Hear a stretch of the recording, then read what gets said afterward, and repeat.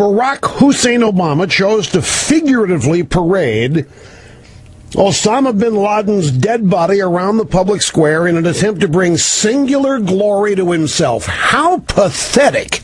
Major combat operations in Iraq have ended. In the Battle of Iraq, the United States and our allies have prevailed.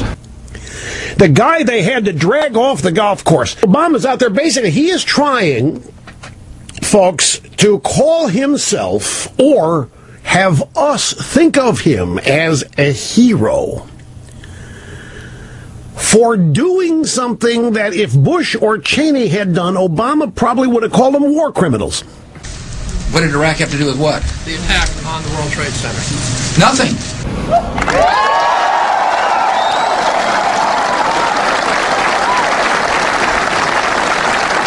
On the subject of Osama bin Laden, he is responsible for the deaths of thousands of innocent Americans. He is now orchestrating other attacks on the United States of America. We will do whatever is necessary. We will track him down. We will capture, we will bring him to justice, and I'll follow him to the gates of hell. Okay. If you were president and you knew that bin Laden was in Pakistan, you knew where, would you have U.S. forces go in after him? Pakistan is a very important element in this, and I know how to work with them, and I guarantee you I would not publicly state that I'm going to attack them. Nobody talked about attacking Pakistan. Here's what I said, and if John wants to disagree with this, he can let me know.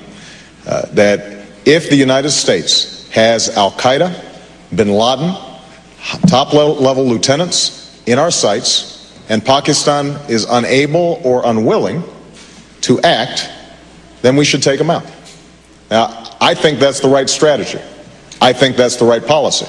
And, John, you're absolutely right that presidents have to be prudent in what they say. But, coming from you, who, in the past have threatened extinction for North Korea and, sung songs about bombing Iran, I don't know, how credible that is. Would you have U.S. forces go in after him?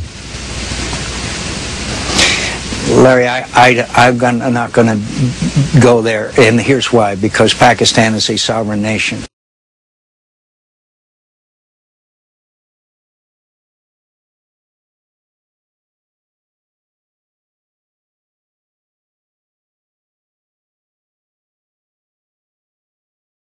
It's absolutely essential that 8 weeks from today, on November 2nd, we make the right choice. Because if we make the wrong choice, then the danger is that we'll get hit again. If the United States has Al-Qaeda, bin Laden, top-level lieutenants in our sights, and Pakistan is unable or unwilling to act, then we should take them out. Now, I think that's the right strategy. I think that's the right policy. Understanding the satisfaction for the American people, what it would mean for 9/11 families, what it would mean for the children of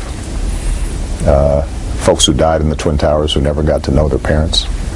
I think there was a deep-seated satisfaction for the country at that moment. And then you place a call to George W. Bush 43, on whose watch the attack happened.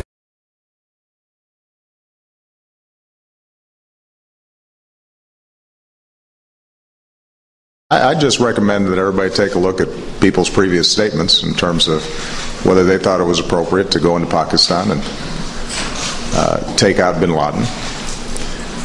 I assume that people meant what they said when they said it.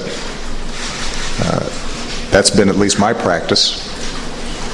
I said that I'd go after bin Laden if we had a clear shot at him, and I did. If there are others who have said one thing and now suggest they do something else, then I'd go ahead and let them explain. You would have given the order, Governor? Even Jimmy Carter would have given that order. Would you have U.S. forces go in after him?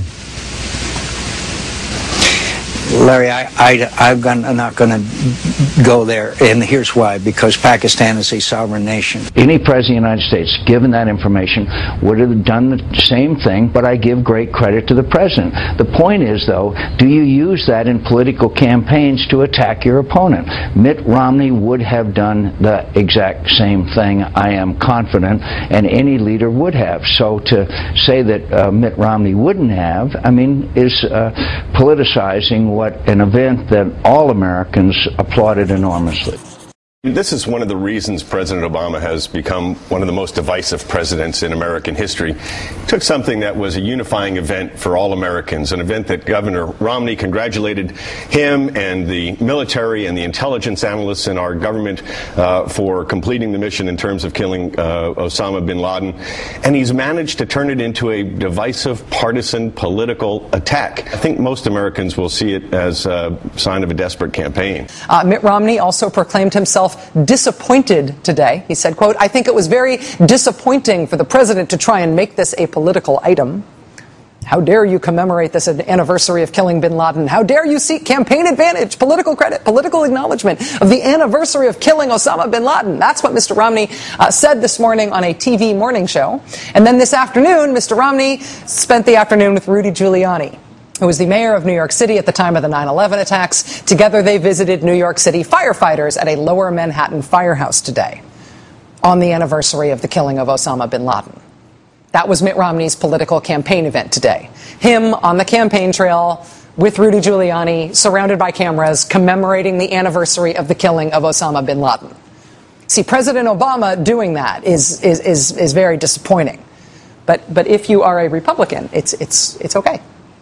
If we have Osama bin Laden in our sights and the Pakistani government is unable or unwilling to take them out, then I think that we have to act, and we will take them out.